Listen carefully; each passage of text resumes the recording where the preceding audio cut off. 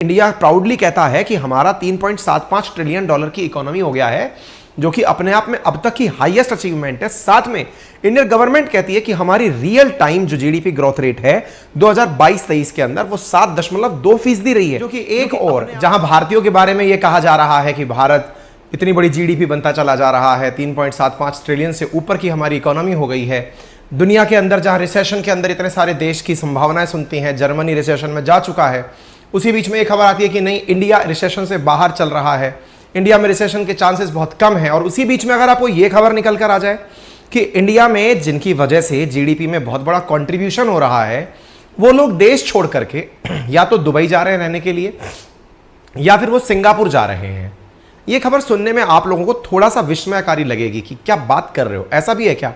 मतलब कमाया पे खाया यहां से और चले गए दूसरे देश में रहने के लिए। हाँ, शायद एक बार के लिए आपको लग भी सकता है। कुछ ऐसा भी संभव है कि कमाने के लिए वापस से वो इंडिया आए, लेकिन रहने के लिए अपने आप को दुबई या सिंगापुर सेटल कर लें। ये क्या है ये कहानी? क्या ये रियलिटी है या फिर कहानियां हैं? इंडिया प्राउडली कहता है कि हमारा 3.75 ट्रिलियन डॉलर की इकोनॉमी हो गया है, जो कि अपने आप में अब तक की हाईएस्ट अचीवमेंट है। साथ में इंडियन गवर्नमेंट कहती है कि हमारी रियल टाइम जो जीडीपी ग्रोथ रेट है 2022-23 के अंदर वो 7.2% रही है, जो कि अपने आप में ग्लोबल मैप में इंडिया को टॉपर्स की लिस्ट में लाकर खड़ा कर देती है।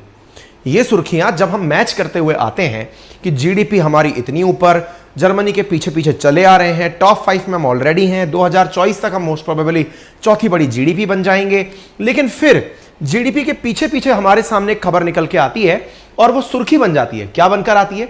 खबर है India to loss 6500 millionaires. Millionaires मतलब जिनकी नेटवर्थ मिलियंस में हो। मिलियन बोले तो 10 लाख, 10 लाख रुपए के लिए। अरे साहब, मिलीनियर यहां डॉलर्स में काउंट किया जाता है। 10 लाख डॉलर कितना हुआ लगभग, यानी जो जिनकी नेटवर्थ लगभग 8.2 करोड़ से ऊपर हो, नेटवर्थ प्रति ईयर कमाने की जो उनकी मतलब कमाई है वो 8.5 करोड़ रुपए से ऊपर हो, ऐसे लोग 6500 से अधिक लोग देश छोड़ करके सिंगापुर या दुबई जा रहे हैं। यह खबर केवल एनडीटीवी में नहीं, बिजनेस स्टैंडर्ड ने भी लिखी, दुबई और सिंगापुर का नाम निकल कर आया, हिंदुस्तान टाइम्स ने भी लिखी कि भाई ये रिपोर्ट है और इस रिपोर्ट से ऐसी बात निकल कर आ रही है। क्या केवल इंडिया से जा रहे हैं क्या? नहीं, चाइना का नाम भी आ रहा है। इधर देखिए, China is expected to see 13,500 such departures, UK से 3200, और ऑस्ट्रेलिया सबकी पसंद बनती जा रही है। ऑस्ट्रेलिया जाकर के ये लोग रहने जा रहे हैं कि हम वहां रहेंगे। मैक्सिमम लोगों की पसंद ऑस्ट्रेलिया है, इंडिया के आसपास वालों की दुबई और सिंगापुर है। सवाल बड़ा बना कि भाई ऐसा क्या हो गया है, मिलेनियर्स क्यों इंडिया छोड़कर भाग रहे हैं? पैसा ज्यादा हो गया क्या उन्हें? मतलब कोई क्या हो क्या रहा है? डर लग रहा है कि ज्यादा कमा लिया तो बोले चलो अब यहां से निकलते, क्या है? चर्चा करेंगे। दुनिया से अमीरों के जो शिफ्ट होने की खबर है, इसके बारे में रिपोर्ट निकाली है Henley private wealth migration report के अंदर ये जानकारी निकल कर आई है। हेनले के अनुसार, हेनले वही जो पासपोर्ट इंडेक्स निकालती है, उसके द्वारा ये जानकारी जो दी जा रही है, इसको हम चर्चा में तो लाएंगे, लेकिन दुनिया के और देशों का ट्रेंड भी बताते हुए लाएंगे। साथ में ये भी बताएंगे कि इंडिया मिलेनियर्स के मामले में कहां खड़ा हुआ है, इंडिया में किस प्रकार से और तुलनात्मक अध्ययन करने की आवश्यकता है। तो इधर देखिए, रिपोर्ट है बिजनेस स्टैंडर्ड के अनुसार देश छोड़कर जाने वाले हाई नेटवर्थ, HNI कहते हैं इनको, हाई नेटवर्थ इंडिविजुअल्स। मैं सारी चीजों की व्याख्या करूंगा, पहले तथ्यात्मक जानकारी कर लेते हैं। उसमें दुनिया के अंदर दूसरे पायदान पर जो माइग्रेट होने वाले लोग हैं उसमें भारत है, हमसे जस्ट डबल नंबर पर चीन चल रहा है, हमारे बाद में यूके है जहां से पैसे वाले लोग देश छोड़ करके दूसरी जगह पर रहने जा रहे हैं। ठीक है, इसके बाद में लोग जो है वो लगातार, इसके बाद में रूस है। दुनिया भर में अगर बात की जाए कि सबसे ज्यादा करोड़पति कहां रहते हैं, तो सबसे ज्यादा करोड़पति यूएस के पास है। कितने हैं? 24,480 मिलेनियर्स हैं जो कि यूएस के अंदर रहते हैं। भारत की बात करें 796 इंडिविजुअल्स, हजार में बात की जा रही है, 24,480,000। ठीक है, ऐसे यहां पे 796,000, इनमें से अगर नंबर निकलते हुए जाने लगेंगे तो आपके लिए तो बड़ा संकट पैदा हो जाएगा। जो व्यक्ति यहां पे इतना कमा रहा था, अब वो दूसरे देश की इकोनॉमी के अंदर कंट्रीब्यूट करेगा। इंडिया के लिए तो बड़ी चिंता की बात है। चर्चा करेंगे, सारी बातों को समझने का प्रयास करेंगे, लेकिन कारणों को समझाएं उससे पहले आपको थोड़ा सा देश के बारे में जानकारी हो तो बेहतर रहेगा। देखिए, कोई भी व्यक्ति जब पैसा कमाता है ना, मतलब आप या मैं, जो भी हम आप इस अर्थव्यवस्था से हैं, जब धन कमाते हैं तो दो सोर्सेज होते हैं कि साहब हमने इस देश में आमदनी कमाई, पैसा कमाया, पैसा कमाकर दूसरे देश में रहने हम जा रहे हैं, दूसरे देश में जा क्यों रहे हैं, हम अपने देश में क्यों नहीं रह रहे हैं, तो पहला कारण खोजा जाता है। और जिस बात को सुनकर के हम अक्सर इंडियंस को बड़ी निराशा सी भी होती है कि यार कमाया तो सारा हमसे ही था, इसी देश के कारण कमाया था, अब चले जा रहे हैं। बिल्कुल सारी चीज़ों की थोड़ी सी बात कर लेते हैं। देखिए होता क्या है, इलेक्ट से इंडियन के बारे में बात करते हैं, एक आम आदमी के बारे में बात करते हैं, जो आम आदमी आप और हमारे बीच में रह रहा है, अपन जैसा जो व्यक्ति है उसके बारे में। उसकी नेचुरल जरूरत क्या है, सरकार से क्या अपेक्षा करता है, वो बेसिक नीड्स हैं उसकी, जैसे चिकित्सा है, स्वास्थ्य है, सैनिटेशन यानी सफाई है ना, और स्कूलिंग है, और उसका ट्रांसपोर्टेशन है, पुलिस शासन व्यवस्था है, करप्शन है। ये उसकी रोजाना की दिनचर्या के अंदर मतलब टकरा कर सामने आने वाली व्यवस्थाएं हैं। उदाहरण के लिए आज आप जब घर से बाहर निकलते हैं, सबसे पहले ही बाहर निकलते आपका जो सामना होता है वो खराब सड़क से होता है। उसके बाद जब आप बाहर जाते हैं तो बाहर जाकर के आपको फिर मिलता है वही भीड़ भाड़ के अंदर पुलिस रूट पे खड़ी हुई है, 100 रुपये दे करके कोई उनसे बचने की सोच रहा है, कोई सोच रहा है कि मैं हेलमेट लगा के कैसे निकलूं, अव्यवस्था। फिर पता चलता है आप अपना फ़ोन कान पर लगा के चल रहे थे, किसी ने आपसे फ़ोन झपट लिया। इस प्रकार की व्यवस्थाएं आप लोगों को इर्द गिर्द दिखाई देने लगती हैं। फिर आपके मन में आता है कि चल हो सकता है मैं आम आदमी हूँ, मेरी कोई सुनवाई करने वाला नहीं है, शायद इसलिए होता होगा भाई मैं रोड पे निकल रहा हूँ, मैं हो सकता है ख़राब गली में रहता हूँ, इसलिए मेरी गली की सड़क ख़राब हो सकता है मैं जिस गली में रहता हूँ वहाँ पर इतनी अच्छी मतलब पार्क की, स्कूल की, अस्पतालों की व्यवस्था ना हो सकता है पैसे वालों के साथ बहुत अच्छा होता होगा, है ना। अच्छा, अब मैं आपको थोड़ा आगे लेकर चलता हूँ। मान लीजिए कि कोई व्यक्ति एक साधारण व्यक्ति से थोड़ा ऊपर का व्यक्ति है जो 5 करोड़ रुपए साल का कमाता है। उदाहरण के लिए हम लेकर चलते हैं 5 करोड़ रुपए साल का अगर वो व्यक्ति कमाता है ना, तो वो अपनी कमाई में से कम 2 करोड़ रुपए, कम से कम बता रहा हूं, वो डायरेक्ट टैक्सेशन में सरकार को दे देता है। डायरेक्ट टैक्सेशन में। आप पूछेंगे ये कैसे? उसकी कमाई में जो स्लैब लगते जा रहे हैं, अगर वो सेल्फ एंटरप्रेन्योर है तो कम से कम 18 से लेकर 28% तक तो वो जीएसटी, हालांकि स्लैब कितनी भी हो लेकिन सर्विस क्लास इंडस्ट्री 18 से 28 के टैक्स स्लैब में आती है। इतना परसेंट तो जीएसटी चला गया। जीएसटी के बाद जो उसकी आमदनी बची उसके ऊपर उसके जो स्लैब चल रहे हैं उसके अकॉर्डिंग उसके ऊपर टैक्स लगता है। स्लैब सब कुछ मिलू करके आप 35 से लेकर 40% सरकार को सीधा अपनी कमाई में से उठाकर भेंट कर देते हैं। यानी अगर 5 करोड़ कमाने वाला भारत का व्यक्ति है सर्विस क्लास का, तो वो कम से कम 1.5 से 2 करोड़ रुपए तो सीधा टैक्स, इनकम टैक्स और जीएसटी के नाम पर सरकार को दे रहा है कि सर ये पकड़िए मैंने कमा लिया। अच्छा, आप कहेंगे तो बुराई क्या है, इस देश में कमाया है इस देश में ही लगा दिया, क्या बुराई है, जिनसे कमाया उन्हीं को दे दिया। बहुत सही है, आप बिल्कुल सही बात कर रहे हैं। लेकिन अब इसमें कमी क्या है वो समझ लीजिए। ये जिसने 2 करोड़ रुपए सरकार को टैक्स दिया है ना, उसके सामने एक विकल्प और चल रहा है, और वो क्या है? उसके सामने विकल्प चल रहा है यूएई का, दुबई का। अब मैं आपको अपना पर्सनल एक्सपीरियंस भी शेयर करूंगा, जब मैं यहां गया तो मैंने क्या पाया वो भी बताऊंगा। लेकिन उससे पहले 2 करोड़ वाला व्यक्ति आपसे एक्सपेक्ट, मैं एक दिन कुमार विश्वास जी का एक वीडियो सुन रहा था, उसमें उन्होंने इस बात को बहुत अच्छे से उठाया भी था। एक कवि मंच पे उन्होंने बात उठाई थी और वो बहुत जेन्युइन भी थी। उनका कहना था कि मैं 2 करोड़ रुपए सरकार को पे करता हूं, कुमार विश्वास जी। उन्होंने कहा कि मैं 2 करोड़ रुपए टैक्स पे करता हूं सरकार को, उसके बावजूद मेरी बच्ची प्राइवेट स्कूल में पढ़ने जाती है। प्राइवेट स्कूल में क्यों पढ़ने जाती है? क्योंकि सरकारी स्कूलों में वो संसाधन नहीं है, वो स्कूल का एजुकेशन सिस्टम दुरुस्त व्यवस्था में नहीं है, ना प्रेमाइसेस है ना स्कूल है जहां पर मैं अपने बच्चे को इतना कमाते हुए महसूस करूं कि यहां पढ़ाने भेजा जाए। नंबर 1। दूसरा, मैं सरकार को 2 करोड़ रुपए तो देता हूं, लेकिन मैं अपनी निजी सिक्योरिटी भी साथ लेकर घूमता हूं। क्यों? पता नहीं कौन कल को धमकी देने चला आए, पता नहीं कल को कौन आकर सीधा मुठभेड़ कर ले, मेरी सिक्योरिटी का भी कोई लेना देना नहीं है। यानी कि मैं निजी सिक्योरिटी अपनी लेकर चलता हूं, मुझे पर्सनल पुलिस जो है उसके अलावा भी अपनी सिक्योरिटी रखनी पड़ती है। तीसरा, अगर मैं बीमार हो जाता हूं, कुमार विश्वास जी की बातें हैं जो मैं अपने रेफरेंस में या फिर जो भी लोग कमाते हैं उनके बारे में बताता हूं, अगर वो बीमार हो जाते हैं तो उन्हें निजी अस्पताल में इसलिए जाना जरूरी होता है क्योंकि उन्हें लगता है कि भाई मेरी वर्थ है तो इसे बचे रहना भी जरूरी है। सरकारी अस्पताल में वो सुविधाएं या वो संसाधन नहीं है जो प्राइवेट अस्पताल के अंदर उपस्थित है, इसलिए मैं इलाज कराने भी वहां जाता हूं।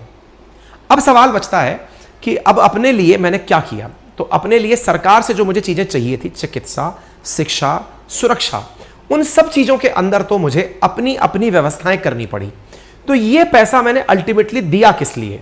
बोले राष्ट्र निर्माण के लिए दिया। बोले ठीक है, ये राष्ट्र निर्माण के लिए दिया गया पैसा है? बोले हाँ। तो चलिए अब एक दूसरे राष्ट्र पर चलते हैं। दूसरा राष्ट्र आपके सामने यूएई, दुबई की मैं बात बताता हूं। अपने पर्सनल एक्सपीरियंस शेयर करूंगा, कुछ दिनों पूर्व मैं वहां गया था, जो मैंने पर्सनली वहां ऑब्जर्व किया वो बताता हूं। पहला ऑब्जर्वेशन तो ये था, मैं सोचकर तो गया था कि आपकी क्लासेस वहां से लूंगा, अपने साथ लैपटॉप लेकर गया था। लेकिन लैपटॉप मैंने गाड़ी में ही रखा, छोड़ दिया। मैं भूल गया लैपटॉप उतारना, जब होटल में उतरा तो मेरा लैपटॉप गाड़ी में ही छूट गया, टैक्सी में ही छूट गया। बदकिस्मती से वो टैक्सी भी मैंने हाथ दे के बुक की थी कि भाई मुझे इस होटल से दूसरी होटल शिफ्ट होना है, आप मेरे साथ चलिए। वो टैक्सी वाला मुझे लेके चला गया, मैं उसका नंबर लेना भूल गया, मेरे पास कोई उसका रिकॉर्ड नहीं था कि मैंने कौन सी जगह से टैक्सी बुक की है। उसने किलोमीटर के हिसाब से छोड़ा और मुझसे जो उनकी दिरहम चलते हैं मैंने वो पे किया। आप यकीन मानेंगे, अपने देश में आप राह चल रहे हैं, राह चलते हुए अगर आपका मोबाइल छिन जाए और पड़ोस में नियरेस्ट पुलिस स्टेशन, और छोड़िए पुलिस स्टेशन के सामने से मोबाइल छिन जाए, तो भी आप लोगों को इतनी असुविधा होती है कि ये मोबाइल मिलेगा कि नहीं मिलेगा वापस। और सुनने में बाद में यही मिलता है, हाँ डाल दिया है हमने IMI नंबर आपका, जब मिलेगी सूचना बता देंगे। और रिकॉर्ड आपके सामने है, क्या होता है सबको पता है। मैं आपको यकीनन बताता हूं, और ये मतलब किसी देश का प्रचार नहीं है, ये पर्सनल एक्सपीरियंस है मेरा। विदिन 24 आवर्स मेरा शाम को सामान गया, विदिन 24 आवर्स वो गाड़ी वाला होटल के गेट पर 2 घंटे से मेरा इंतजार सामान लेकर कर रहा था। आप पूछेंगे ये कैसे संभव हुआ? क्योंकि वो देश अपने देश में आ रहे हर टूरिस्ट का ही नहीं, हर नागरिक की सुरक्षा का इस लेवल तक ख्याल रखता है। आप पूछेंगे ये संभव कैसे हुआ? मैं होटल वाले के पास गया, मैंने जाकर बोला कि भाई मेरा ऐसे ऐसे लैपटॉप छूट गया फला फला गाड़ी के अंदर, मैं उतरा था। उन्होंने कहा कोई दिक्कत नहीं है। उसने तुरंत लैपटॉप से कैमरा जूम किया, गाड़ी का नंबर देखा, नज़दीकी जो सेंटर था उसने कंपनी का नाम देखा कि इस कंपनी की गाड़ी है, वहाँ कॉल किया, पता चला कि वो जो ड्राइवर है वो मूल रूप से पाकिस्तान निवासी है। UAE के अंदर सबसे बड़ी संख्या में भारतीय, उसके बाद पाकिस्तानी रहते हैं। ड्राइवर पाकिस्तानी है, अपने अंदर वो वाली फीलिंग आई, और ये तो पाकिस्तानी आदमी है, पाकिस्तानी तो लैपटॉप देगा ही नहीं, इतना महंगा। अपने दिमाग में ख्याल चल रहे हैं। मैंने अपने आपसे फर्स्ट हैंड एक्सपीरियंस शेयर कर रहा हूँ, ये मैंने अभी तक शेयर नहीं किया पब्लिक डोमेन में, बता रहा हूँ मैं आपको। फिर क्या हुआ, मैंने फ़ोन किया कंपनी को, तो कंपनी ने कहा कि सर हमारी टैक्सी में आपका लैपटॉप छूटा है, ये जानकारी हमें पता चल गई। मेरे मन में कौतूहल रहा कि यार पता कैसे चली? पता इस तरह चली कि जिस टैक्सी में मैं बैठा था उसमें 3 कैमरे लगे थे, जिसमें से उसकी जो पीछे की डग्गी है जिसमें सामान रखा जाता है वो, सीट जो बैठी है वो, ड्राइवर जो गाड़ी चला रहा है वो, तीनों के तीनों मॉनिटर होते हैं एनी टाइम सरकार के द्वारा। आपकी एक भी गली या डेड पॉइंट ऐसा नहीं है जहां कैमरा ना लगा हो, जिसकी निगरानी ना हो रही हो। पूरी तरह सर्विलांस पर चलने वाला वो सिस्टम है। मैं अपने एक्सपीरियंस क्यों शेयर कर रहा हूं, आप सोचिए। वहां पर जब मैं रुका मेरे मन में बहुत डर बैठने लगा, क्योंकि इंडियन एक्सपीरियंस था मेरे दिमाग में। सामान छूट जाए तो फिर हम भगवान भरोसे होते हैं कि यार सामने वाले के अंदर अगर नैतिकता बचेगी तो दे जाएगा, अदरवाइज तो सामान गया। वहां पर सामान वो चाहकर भी अपने साथ नहीं रख सकता था, क्योंकि टैक्सी जब उसने हैंडओवर करी, उसने चेक किया तो वो कैमरे में कैद हो चुका था कि उसको समय में लगेज मिला है। लगेज मिला है तो उसको देने आना ही था, ये उसकी मजबूरी थी। अब आप सोचकर देखिए किस प्रकार की व्यवस्था। मुझे जानकर आश्चर्य हुआ जब होटल वाले ने मुझसे ये कहा, सर अगर मोबाइल छोड़िए, आपकी जेब से पैसे भी गिरे रह जाएंगे ना, वो भी वापस आएंगे। ये दुबई है सर, या सिक्योरिटी इस कदम तक है। मेरा पहला एक्सपीरियंस जिसमें मुझे ये लगा कि यदि इंडिया में ये काम मेरे साथ हुआ होता तो मैं भगवान भरोसे होता। दूसरी चीज, इंडिया में सामान, मेरा पर्सनल एक्सपीरियंस है, मैं IIT पढ़ने गया था, मैं ट्रेन में बैठा हुआ हूँ, फ़ोन पे बात कर रहा हूँ घर वालों से, विंडो पे यूँ हाथ लगा रखा है, मैं विंडो पे हाथ लगा के बैठा हूँ। कानपुर सेंट्रल की घटना है, ट्रेन चलने वाली है, ट्रेन चलती है, मेरा हाथ तो यहीं लगा रह जाता है, लेकिन मेरा फ़ोन हाथ में नहीं होता है। एक भाई साहब छीन के ले जा चुके होते हैं। आप कुछ करते रहिए, कोई दिक्कत नहीं है। मतलब दोनों में कंपैरिजन अगर किया जाए तो देश में, अगर ये सबसे बेसिक पॉइंट मैंने बताया जो आपको समझ में आना चाहिए, दैट इज सिक्योरिटी, जिसके लिए कोई भी नेटवर्थ हाई HNI अपनी सिक्योरिटी को लेकर सोचता है कि मैं दूसरे देश में जाऊं तो बेहतर होगा। दूसरा एक्सपीरियंस सुनिए अब आप। यहां पर टैक्सेशन मैंने आपको बताया 35 से लेकर 40% तक। अगर आप नंबर 1 से सारा काम करें, या तो आप टैक्स बचाने के लिए चोरी करिए, टैक्स इवेजन जिसे आप कहते हैं, टैक्स चोरी के नाम पर फिर आपको GST वाले, इनकम टैक्स वाले घर आकर ऐसे धमकाएंगे कि मेरे बच्चे का एडमिशन फ्री में कर दो, मेरे यहाँ फलाना कंसर्ट फ्री में कर दो, मेरा खाना फ्री कर दो, मेरे यहाँ होटल में किसी का स्टे फ्री करा दो। वो आपका जबरदस्त लाइजन में लाभ लेंगे। ये तो हो गया टैक्स बचाने के नुकसान। तो आप बचाते नहीं है, आप टैक्स दे देते, भैया ये पकड़ो टैक्स रखो अपने पास। दूसरी चीज, यहाँ टैक्सेशन सुनिए कितना है, आपको जानकर आश्चर्य होगा। यहाँ की सरकार ने अभी टैक्सेशन अनाउंस किया है, वो है मात्र 5%, वो भी वैट, वैल्यू एडिड टैक्स। और वो भी अगर आप वापस इंडिया आ रहे हैं तो वो वापस लेके आ सकते हैं कि मेरा टैक्स रिटर्न कर दीजिए, मैं जा रहा हूं। 5% टैक्स आपको चुकाना पड़ता है। 5 करोड़ कमा रहे हो, 5% टैक्स ले रहे हो, मतलब आपने जो सिक्योरिटी वहां पर पाई। दूसरी चीज, तीसरी चीज, ये सारे एक्सपीरियंस की टाइटल ही ये है कि दुबई लोग जा रहे हैं। जा क्यों रहे हैं? पहला सिक्योरिटी, दूसरा टैक्सेशन, 5% टैक्स। उस 5% टैक्स में सरकार दे क्या रही है आपको? सरकार दे रही है रोड पर 120 किलोमीटर प्रति घंटे की रफ्तार से चलने की आजादी। गाड़ियां जो टैक्सी भी चल रही हैं वो 120 किलोमीटर प्रति घंटे की रफ्तार से। यहां पर जब एक्सप्रेस हाईवे बनते हैं तो बताया जाता है कि 120 किलोमीटर प्रति घंटे की रफ्तार से चल पाएंगे। इंडियंस खुश होते हैं कि वाह क्या पा लिया। वहां टैक्सी की मिनिमम स्पीड चल रही है 120 किलोमीटर पे, कि हाँ भाई अपन इतने पे चलेंगे। इसका मतलब क्या हुआ?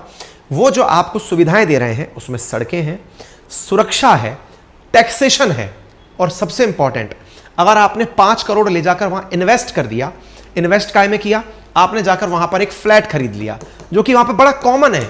लोग जाकर सबसे पहला काम ही ये करते हैं, तो फ्लैट खरीद लेते हैं, अपनी एक कोई कंपनी रजिस्टर कर लेते हैं। उसका नतीजा क्या निकलता है कि आपको वहां की सरकार गोल्डन वीजा ऑफर कर देती है। इसका मतलब आप कभी भी आइए जाइए, कोई लेना देना नहीं है। मतलब इसका इन्वेस्टमेंट थोड़ा सा बड़ा है, 5 की जगह 10 भी हो सकता है, कुछ टेक्निकलिटीज है, आप वो करिए, आपको गोल्डन वीजा। चौथी चीज, आपको अगर हॉस्पिटल्स के बारे में जानना है तो दुनिया का जो टॉप एंड क्लास हॉस्पिटल हो सकता है वो आपके लिए वहां पर उपलब्ध है। जब ये सुविधाएं व्यक्ति को मिलने लगती हैं, जब वो सुरक्षित महसूस करने लगता है, तो इंडिया के अंदर और क्या है, अगर आप थोड़ा बहुत ठीक ठाक गाड़ियां मेंटेन करने लग गए, ढंग के घर में रहने लग गए, तो आपके पास में जो आजकल अंडरवर्ल्ड के सो कॉल्ड नेता लोग बनते जा रहे हैं, हर जगह छोटे छोटे नुक्कड़ चौराहे पर 2-4 गुंडे खड़े हो गए जो अपने आप को समझते हैं कि पुलिस से बड़े हैं, वो आपको फोन पे धमकी दे करके वसूली करने निकल पड़ते हैं। हाँ भाई सुना है आजकल बढ़िया कमा रहे हो, इतना पैसा घर भिजवा देना अगर खुद की सुरक्षा चाहते हो तो। सोचिए वो धमकी देने वाला व्यक्ति भी दुबई बैठ के धमकी दे रहा है, क्योंकि उसको पता है उसका वहां कुछ नहीं होगा, वो वहां सेफ है, वो तो इंडिया कॉल कर रहा है। आप इससे अंदाजा लगाइए। जब इतना सब कुछ है तो ये जो नंबर आप देख रहे हैं ना कि इतने लोग यहां से शिफ्ट हो रहे हैं, ये नंबर भी आपको कम लगेगा, और वो कम इसलिए लगेगा एक बार के लिए कि यार हो सकता है बाकी लोगों को पता नहीं है कि ऐसा दुनिया में कहीं होता है। तो सबसे पहली चीज जो हेनले ने भी, मैंने तो आपको अपने एक्सपीरियंस के साथ जोड़ के बता दी, अब हेनले की भी अगर आप वाई वाला पॉइंट पढ़ना चाहते हैं तो पढ़ लीजिए। सबसे पहला कारण माइग्रेशन ऑफ इंडियंस का जो निकल कर आ रहा है, उनमें सबसे बड़े कारणों के अंदर है कि लोगों को वहां के टैक्सेशन से, वहां पर हाईएस्ट नंबर इमिग्रेशन जितने भी जा रहे हैं वो इंडिया के टैक्सेशन से डर करके जा रहे हैं, क्योंकि हमारे यहां पर टैक्स लेजिस्लेशन बहुत ही ज्यादा है। इसके साथ साथ रेमिटेंसेस भी हमारे देश के अंदर से अगर किसी को बाहर, अब क्या होता है इंडिया से अगर आपको बाहर अपना बच्चा पढ़ने गया, आपको पैसा भेजना है, पहले सरकार कुछ पैसा उस पर भी कमीशन लेती थी कि नहीं तुम पैसा कैसे भेज सकते हो, अब वो भी बढ़ाकर 20% कर दिया गया। बच्चा बाहर पढ़ने जा रहा है तो आप पैसा भेजोगे तो इतना % टैक्स ज्यादा लगेगा। इंडिया के साथ में यूएन की रिपोर्ट, जो बातें मैंने अपने एक्सपीरियंस से जोड़ी वो मेरी असल में अपनी ना होकर के यूएन की भी छोड़ करके समझें तो भी समझ पाएंगे। यूएन के अंदर मेरे प्यारे साथियों, खुद यूएन का मानना है कि India lead global exodus for better life. हमारे यहां पर इतना चैलेंज है मिलेनियर्स का कि ये 5th सिटी ऑफ इंडिया के रूप में दुबई और सिंगापुर को ट्रीट करते हैं कि हम वहां जाकर के ज्यादा सुरक्षित रह पाएंगे। इस particularly attractive government administered global investor golden visa programme, favourable tax environment, robust business ecosystem, safe and peaceful environment, किसी प्रकार का कोई झमेला नहीं, कोई आपको परेशान करने वाला नहीं कि जिंदगी में क्या चल रहा है, क्या कर रहे हो, आराम से सुकून से रहो, वहां की जिंदगी के जो नियम कानून है उन्हें फॉलो करो और आराम से जिंदगी बिताओ। ये वहां पर होता है। तो ये कारण है हमारे जो हाई एंड नेटवर्थ वाले लोग हैं जो देश छोड़ करके दूसरे देशों के अंदर जा रहे हैं।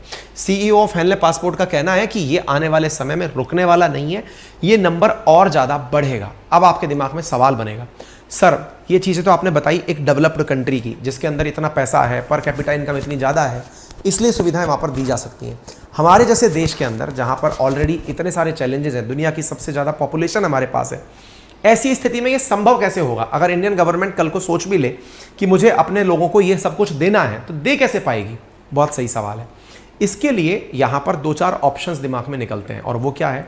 सरकार की मजबूरी है कि वो सबको एक जैसा एनवायरनमेंट नहीं दे सकती, लेकिन सरकार प्लानिंग इस तरह से कर रही है, जैसे जो आप लोग हाल ही में अंडमान निकोबार के पास सरकार के द्वारा ग्रेट निकोबार परियोजना जो सुन रहे हैं, उसके बारे में कहा जा रहा है कि सरकार निकोबार को सिंगापुर की तरह डेवलप करने के बारे में विचार कर रही है।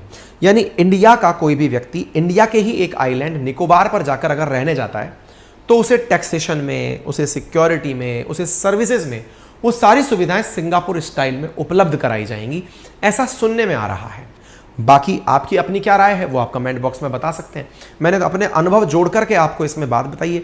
बाकी आपको लगता है कि सरकार ऐसा सबके साथ नहीं लागू कर सकती, बिल्कुल सही बात है, लेकिन सरकार को टैक्सेशन के मामले में भी ये सोचना होगा कि टैक्स एवेजन के नाम पर जो शर्मिंदगी जलालत दी जाती है ना लोगों को, उससे अगर बचाया जाए तो शायद लोग देश के प्रति उतनी वफादारी से काम कर पाए।